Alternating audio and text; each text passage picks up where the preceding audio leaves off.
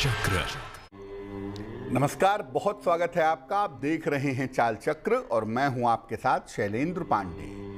हमारे जीवन में बहुत सारी चीज़ें ऐसी होती हैं जिनका हम दैनिक जीवन में इस्तेमाल करते हैं, प्रयोग करते हैं, लेकिन उन चीज़ों के विशेष प्रयोग के बारे में नहीं जानते। और साधारण सी दिखने वाली ये चीज़ें विशेष फायदा पहुंचा सकती हैं, विशेष लाभ दे सकती हैं अगर हम उसके तरीके को जानें। इसी में से एक चीज़ है सिंदूर। सुहाग का सबसे बड़ा प्रतीक ये सिंदूर किस तरह से जीवन में चमत्कार कर सकता है, इस विषय पर बात करेंगे। चाल चक्र में आज क्या खास है, चलिए बताते हैं आपको। चाल चक्र में आज बात करेंगे सिंदूर के चमत्कारी प्रयोगों के बारे में। बात करेंगे कि सिंदूर के प्रयोग से बजरंग बली कैसे प्रसन्न होंगे। आपको बताएंगे कि सिंदूर के प्रयोग से आपकी अलग अलग मनोकामनाएं कैसे पूरी हो जाएंगी। तो ये छोटी सी चीज, चुटकी भर सिंदूर, आपकी कामनाओं को कैसे पूरा कर सकता है, इस विषय पर आज बात करेंगे, चर्चा करेंगे। लेकिन सबसे पहले हर रोज की तरह आज का पंचांग। आज तिथि है ज्येष्ठ शुक्ल पक्ष की पंचमी तिथि, रात के 10:56 तक। नक्षत्र है अश्लेषा नक्षत्र, रात के 9:42 तक। इसके बाद मघा नक्षत्र। चंद्रमा कर्क राशि में संचरण कर रहे हैं रात के 9:42 तक। इसके बाद सिंह राशि में जाएंगे। राहुकाल का समय दोपहर के 3 बजे से तकरीबन 4:30 तक। उत्तर दिशा की तरफ आज यात्रा करने की मनाही है, लेकिन अगर यात्रा करना जरूरी है, मजबूरी है, तो जरा सा गुड़ खाकर और भगवान का स्मरण करके यात्रा करेंगे तो मुश्किल से बचे रहेंगे। चर्चा की शुरुआत करें इसके पहले आपको बताते हैं वो टेलीफोन नंबर जिस पर फोन करके आप कार्यक्रम में हमारे साथ जुड़ सकते हैं। हमारा फोन नंबर है 0120480733 0120480733। सबसे पहले जानते हैं कि सामान्य जीवन में और धार्मिक कार्यों में सिंदूर क्यों महत्वपूर्ण माना जाता है, इसका इतना ज्यादा महत्व क्यों है। देखिए, सिंदूर जो है वो मुख्यतः नारंगी रंग का होता है। जिस लाल रंग वाले को आप सिंदूर समझते हैं वो रोली है। मूलतः मुख्यतः सिंदूर का जो रंग है वो नारंगी है और महिलाएं इसे सौभाग्य के लिए और श्रृंगार के लिए प्रयोग करती हैं। बिना सिंदूर के हिंदू धर्म में, हिंदू संस्कारों में विवाह की कल्पना नहीं की जा सकती। बाकायदा एक रस्म होती है जिसको सिंदूर दान कहते हैं। बहुत पवित्र रस्म है और हिंदू विवाह की कल्पना आप सिंदूर के बिना नहीं कर सकते। ये बात अलग है कि सिंदूर लगाने की जरूरत आधुनिकता की वजह से लोग नहीं समझते हैं। इसको मंगल ग्रह से जोड़ा जाता है, इसलिए ये मंगलकारी भी होता है। और मंगल का मतलब क्या है? एनर्जी, ऊर्जा। तो सिंदूर के अंदर ऊर्जा प्रोवाइड करने की क्षमता भी होती है और सिंदूर मंगलकारी भी होता है।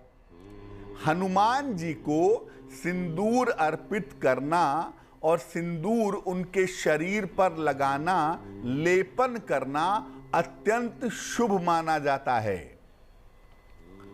इसके पीछे कथा आती है कि एक बार हनुमान जी माता सीता के पास गए और माता सीता सिंदूर लगा रही थी।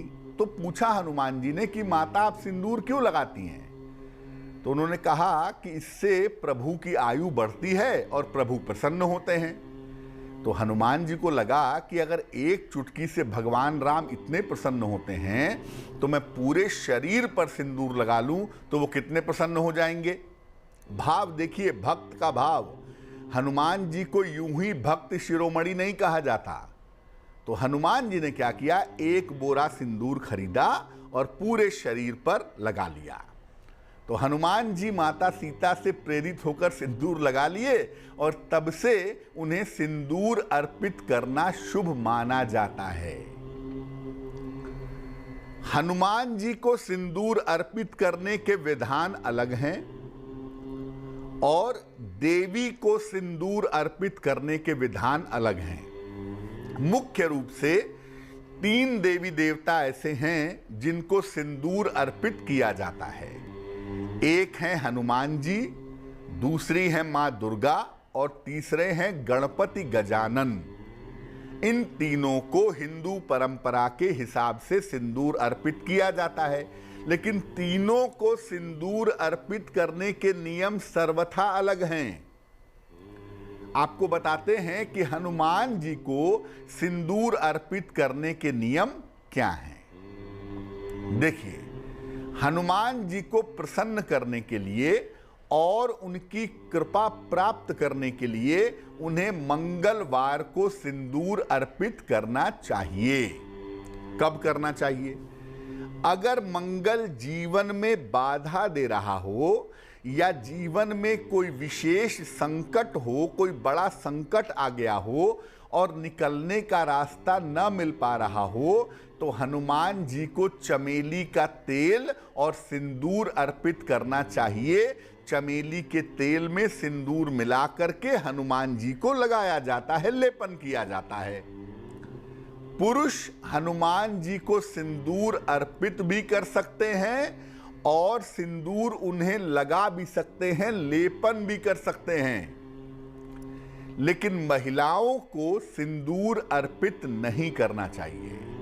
महिलाएं सिंदूर या तो किसी महिला को दे सकती हैं जिसके साथ उनके संबंध बहुत अच्छे हों, या अपने पति को दे सकती हैं कि लीजिए मुझे सिंदूर लगा दीजिए।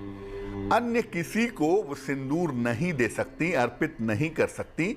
हनुमान जी को अगर पिता भी माना जाए तो भी महिलाएं उन्हें सिंदूर अर्पित नहीं करेंगी। पूजा उपासना जितनी चाहे करें, उसमें कोई हर्ज नहीं है। अब आपको बताते हैं सिंदूर के चमत्कारी प्रयोगों के बारे में। अगर बार बार आपकी नौकरी छूट जाती हो या नौकरी बदलनी पड़ती हो, कहीं नौकरी करने गए, 4 महीना की नौकरी छूट गई, या 4 महीने में एडजस्टमेंट नहीं हुआ, नौकरी बदलनी पड़ी, ऐसा बार बार होता हो, तो सिंदूर का कैसे प्रयोग करेंगे? किसी भी मंगलवार को हनुमान जी के चरणों का सिंदूर ले आइए।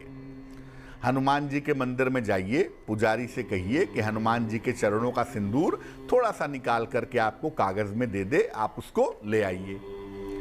और एक सफेद कागज पर, एक चौकोर सफेद कागज पर उसी सिंदूर से स्वस्तिक बनाइए और इस कागज को बिना मोड़े हुए अपने पास रखिए।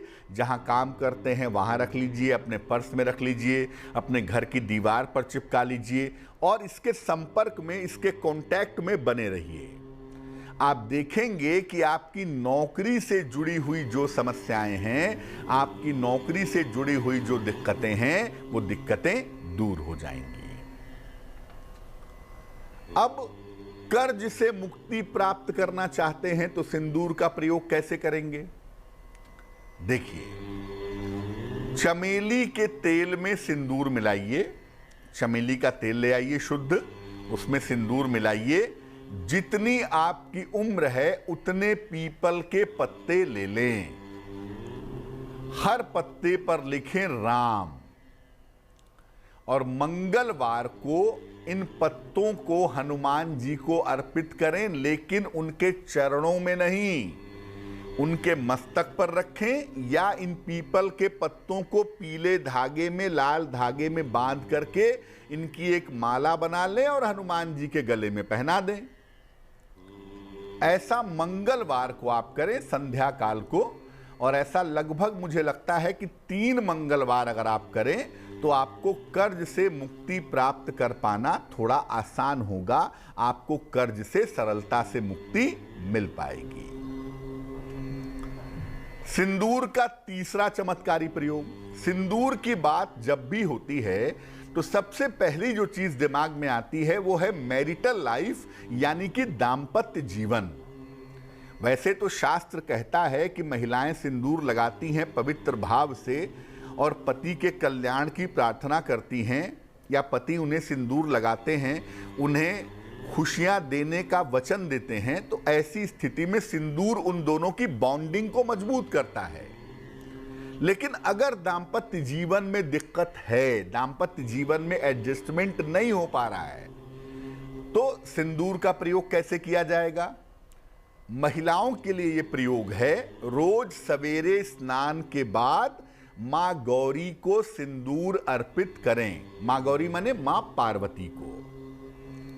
एक चुटकी सिंदूर महिलाएं लेंगी, मां पार्वती के मस्तक पर लगा देंगी। इसके बाद फिर वही सिंदूर चुटकी भर लेकर के अपने आप को लगाएंगी। ऐसा रोज सुबह करिए स्नान करने के बाद, और सुखद दाम्पत्य जीवन के लिए प्रार्थना करिए।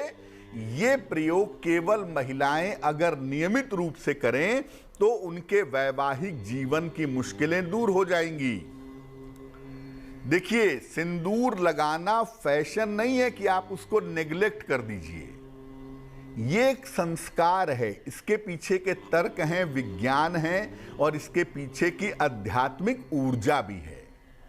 इसलिए जहां तक संभव हो, बहुत कोई बात हो तो बात अलग है, अन्यथा कोशिश यही करिए कि अगर आप विवाहिता हैं तो सिंदूर जरूर लगाइए। और जिस तरीके से मैंने आपको बताया उस तरीके से अगर आप सिंदूर लगाएं तो बहुत ही अच्छा होगा। वक्त एक छोटे से ब्रेक का है, लेकिन ब्रेक पर जाने के पहले जान लेते हैं कि आज की जिज्ञासा क्या है। आज की जिज्ञासा है कि क्या दक्षिण दिशा के मकान अशुभ होते हैं? क्योंकि लोग दक्षिण दिशा के मकान में रहना नहीं चाहते हैं, और नॉर्मली उस मकान में रहने पे लोगों को लगता है कि मेरा बुरा ही हो रहा है, या जब से मैं इस मकान में आया हूं मेरा बुरा ही होता जा रहा है। तो क्या दक्षिण दिशा के मकान अशुभ होते हैं, खराब होते हैं? ये आपको बताएंगे एक छोटे से ब्रेक के बाद।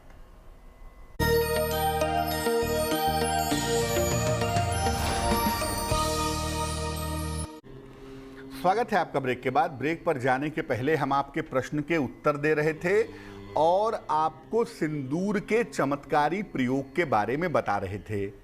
अब हम बात करेंगे आपके राशियों की, आपके प्रश्नों के उत्तर भी देंगे, लेकिन उसके पहले स्वस्थ रहने की महत्वपूर्ण बातें निरोगी भव में। अगर आपको यूरिन संबंधी समस्या है, मूत्र विकार जैसी प्रॉब्लम है, तो बड़ी इलायची का नियमित रूप से सेवन करिए। इससे आपको फायदा होगा और इससे आपके गुर्दे भी स्वस्थ बने रहेंगे। चलिए राशियों के सिलसिले की शुरुआत करते हैं। सबसे पहले मेष राशि। मेष राशि वालों को आज अपने स्वास्थ्य का ध्यान रखना चाहिए, और अगर कोई धन का लेन देन कर रहे हैं तो उसमें थोड़ी सावधानी रखें। आज आप थोड़ा सा गुड़ दान कर दीजिएगा तो आपका दिन बेहतर होगा। शुभ रंग होगा गुलाबी और भाग्य होगा 60%। वृषभ राशि, काफी व्यस्तता आज के दिन आपकी दिख रही है, लेकिन आपको उपहार का और धन का लाभ भी मिलता हुआ दिख रहा है। इस समय आपकी पारिवारिक समस्याएं हल होंगी, बहुत चिंता की आवश्यकता नहीं है। शुभ रंग है आपका क्रीम और भाग्य होगा 70%। मिथुन राशि, दौड़ भाग थोड़ी बढ़ी रहेगी और इसका फायदा आपको मिलेगा। करियर की दशा आपकी बेहतर हो जाएगी। सेहत में भी सुधार होता हुआ आपके लिए दिख रहा है। शुभ रंग है आपका धानी और भाग्य आपका साथ निभाएगा 80%। कर्क राशि, आपकी मानसिक चिंताएं थोड़ी कम दिख रही हैं आज, और करियर की स्थिति भी बेहतर होती दिख रही है। अगर कोई काम रुका हुआ है, थोड़ी सी कोशिश करिए, प्रयास करिए, काम आपका पूरा होगा। शुभ रंग होगा नारंगी यानी ऑरेंज, और भाग्य आपका साथ निभाएगा 90%। सिंह राशि, परिवार में बेवजह के विवाद आपके लिए दिख रहे हैं और इस समय आपको चोट चपेट लग सकती है। थोड़ा ध्यान रखिएगा आज, और हनुमान चालीसा एक बार अगर आज पढ़ लें तो आपके लिए अच्छा हो जाएगा। शुभ रंग होगा क्रीम और भाग्य साथ निभाएगा 60%। कन्या राशि, आर्थिक स्थिति पहले से बेहतर होगी और परिवार में आपके खुशहाली आती हुई भी दिख रही है। इस समय अपने संतान के स्वास्थ्य का थोड़ा ध्यान रखेंगे तो बेहतर होगा। शुभ रंग होगा लाल और भाग्य होगा 70%। तुला राशि, मेहनत से भरा हुआ दिन है, मेहनत करनी होगी लेकिन इसका फायदा मिलेगा, धन की प्राप्ति भी आपको जरूर होगी। इस समय आपको करियर में सफलता मिलती हुई भी दिखाई दे रही है। शुभ रंग है आपका फिरोजी और भाग्य आपका साथ निभाएगा 80%। वृश्चिक राशि, कोई महत्वपूर्ण काम आपका बन जाएगा इस समय, और परिवार में कोई शुभ और मंगल कार्य होता हुआ भी दिख रहा है। इस समय आपको पद प्रतिष्ठा का लाभ होता हुआ भी दिखाई दे रहा है। शुभ रंग है आपका सफेद और भाग्य साथ निभा रहा है 75%। धनु राशि, बेवजह की चिंताएं मन को परेशान कर रही हैं और इस वजह से परिवार में विवाद हो सकते हैं। शांति रखिएगा। किसी निर्धन को जल पिला दीजिएगा या पौधे में पानी डाल दीजिएगा तो बहुत अच्छा होगा। शुभ रंग होगा पीला और भाग्य आपका साथ निभाएगा 60%। मकर राशि, संपत्ति की तमाम समस्याएं आपकी दूर होती दिख रही हैं और इस समय आपके नौकरी में बदलाव के संकेत भी दिख रहे हैं। लेकिन क्या आपकी प्लानिंग है, क्या आपकी योजना है, ये दूसरों को ना बताएं तो अच्छा होगा। शुभ रंग होगा हरा और भाग्य साथ निभाएगा 70%। कुंभ राशि, काम का प्रेशर थोड़ा कम होगा, मन अच्छा होगा, स्वास्थ्य अच्छा होगा और जीवन में कुछ बदलाव सा होता दिख रहा है, जो बदलाव आगे चल करके फायदेमंद बना रहेगा। शुभ रंग होगा मरून और भाग्य होगा 65%। मीन राशि, करियर की तमाम समस्याएं आपकी हल होती दिख रही हैं, साथ ही साथ धन लाभ के अच्छे योग भी बने हुए हैं। अगर आपके काम रुके हुए हैं, इस समय कोशिश करें आपके रुके हुए काम पूरे होंगे। शुभ रंग होगा नीला और भाग्य साथ निभाएगा 75%। इस बीच एक दर्शक जुड़ रहे हैं हमारे साथ जींद हरियाणा से, उनसे बात करते हैं। बताइए। हाँ जी, मेरे लड़के के बारे में पूछना। मेरे लड़के की डेट ऑफ बर्थ। आपका नाम क्या है? मेरा नाम है जी रणजीत सिंह। रणजीत सिंह, बताइए बेटे के बारे में क्या पूछना है? मेरे बेटे की डेट ऑफ बर्थ है जी 16/6/1987। 16/6/1987। समय बताइए। इस समय जी 10:12। रात को या सुबह? सुबह। कहाँ जन्म हुआ है? जन्म हुआ है जी पूंडरी, हरियाणा में। पूंडरी। जिला क्या है? जिला उस टाइम करनाल था। अच्छा, करनाल था। पूछिए क्या प्रश्न है? ऐसा है जी, मेरे लड़के के पढ़ा लिखा है ना, तो उसके पास सर्विस है और शादी हुई थी, उसका तलाक हो गया है और पोती है हमारे पास, 2 साल 4 महीने की छोड़ गई थी वो। अब इसकी दूसरी शादी होगी और इसकी नौकरी या कोई बिजनेस कैसे रहेगा, इसका हिसाब था। कुंडली आपके बेटे की सिंह लग्न की है और राशि आपके बेटे की बनती है कुंभ राशि। महादशा आपके बेटे की बृहस्पति की चल रही है और अंतरदशा आपके बेटे की मंगल की चल रही है अक्टूबर तक। पहले बता दें कि आपके बेटे की कुंडली में नौकरी की ही संभावना है और अभी आपके बेटे को अक्टूबर के खत्म होने के पहले पहले नौकरी मिलेगी और नौकरी में इनको स्थान परिवर्तन करना पड़ेगा। दूसरे विवाह होने का योग भी इनका चल रहा है इस समय। अगले साल के आरंभ में जनवरी, फरवरी, मार्च 2022 में इनका दूसरा विवाह होगा और दूसरा विवाह इनका सफल होगा, ये संभावना कुंडली में दिखाई दे रही है। दो उपाय करिए। सबसे पहले अपने बेटे को बोलिए कि वो एक मूंगा बनवा के पहन ले। 10-12 रत्ती का मूंगा तांबे या सोने की अंगूठी में, दाहिने हाथ की अनामिका अंगुली में। मंगलवार को सवेरे मूंगा पहनाने से लाभ होगा। और साथ ही साथ बेटे को बोलें कि शनिवार के दिन जो सड़क के कुत्ते होते हैं, स्ट्रीट डॉग्स होते हैं, उनको रोटी, बिस्कुट, ब्रेड जो भी वो खाएं, नियमित रूप से खिलाएं तो बहुत अच्छा रहेगा। एक और दर्शक हमारे साथ जुड़ गई हैं इस समय, सरोज जी हैं दिल्ली से, उनसे बात करते हैं। सरोज जी बताइए। नमस्कार जी। जी बहुत नमस्कार, बताइए। मैं अपने छोटे बेटे मुदित के बारे में पूछना चाहती हूँ। जन्म तारीख बताइए उनकी। उसकी डेट ऑफ बर्थ 6 जून 1979। 6 जून 1979। समय बताइए। समय उसका 5 जून को रात को 12:35 पे हुआ, तो 6 जून मैं कहती हूँ। कहाँ जन्म हुआ है? दिल्ली में। पूछिए क्या प्रश्न है? हाँ, मैं ये पूछना चाहती हूँ, एक तो वो शादी नहीं कर रहा, दूसरा उसका कैरियर कैसा रहेगा, इस बारे पूछना चाह रही थी। आपके बेटे की कुंडली बनती है कुंभ लग्न की और आपके बेटे की राशि बनती है कन्या राशि। सप्तम भाव में शनि राहु, सप्तमेश शनि से पीड़ित। नवांश कुंडली में भी सप्तम भाव में राहु जो है वो बैठा है, बुध को पीड़ित कर रहा है। इस कुंडली में विवाह होने जैसे योग बड़े ही कमजोर हैं, लगभग न के बराबर हैं।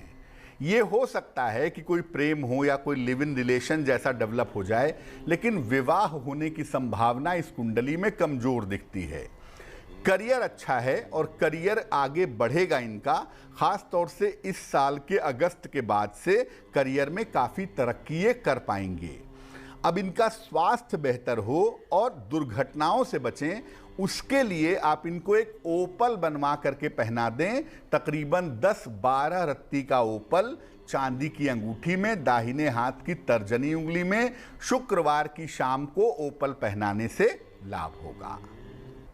इस बीच एक और दर्शक हमारे साथ जुड़ गए हैं, जम्मू से अमन जी हैं, उनसे बात करते हैं। अमन जी बताइए। प्रणाम पंडित जी। प्रणाम, बताइए। सर जी, परेशानियां चल रही है, कारोबार ठप है, कुछ समझ नहीं, घर की छत। जन्म तारीख बताइए अपनी। जी मेरी 1980 है। तारीख हाँ 1980, 5 मार्च। 5 मार्च 1980। समय बताइए। समय सुबह 8 बजे 7 बजे से लेकर 8:30 बजे तक सर। कहाँ जन्म हुआ है? कश्मीर में। कश्मीर में कहाँ सर? कश्मीर में सर हजूरी पार्क में, वहाँ पे हॉस्पिटल था सर।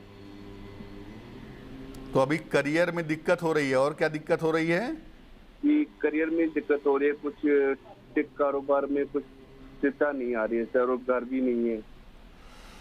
जो आपकी कुंडली इस समय हमारे पास बनती है, चूंकि संभावित कुंडली है, तो हम सूर्य लग्न और चंद्र लग्न देखेंगे, उसके आधार पर आपके करियर की मुश्किल ठीक होगी फरवरी 2022 के बाद। फरवरी 2022 के बाद से आपके करियर के बेहतर होने की संभावना दिखाई दे रही है, पहली बात। दूसरी बात, 2022 के आखिरी में कहीं जाकर के आप कोई बना बनाया मकान खरीदेंगे या संपत्ति का लाभ होगा, ऐसी संभावना दिखती है। आपको सिर्फ भगवान शिव की पूजा करनी है ज़्यादा से ज़्यादा।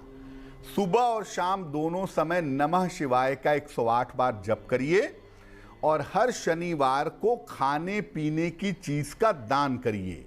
अगर ये 2 उपाय आप करते हैं तो जिंदगी की समस्याओं से छुटकारा मिलना आरंभ हो जाएगा। चलिए अब बात कर लेते हैं उनकी जिनका है आज जन्मदिन। जिन लोगों का जन्मदिन है उन्हें हम सब की तरफ से जन्मदिन की हार्दिक शुभकामनाएं। आने वाले वर्ष में धन और कर्ज की समस्याएं आपकी दूर होंगी। इस समय आपके करियर में बदलाव के योग बने हुए हैं। थोड़ा सा ध्यान इस साल अपने स्वास्थ्य का रखिएगा और अपने स्वास्थ्य के अलावा अपने परिवार के बुजुर्गों का भी ध्यान रखिएगा। क्या करेंगे?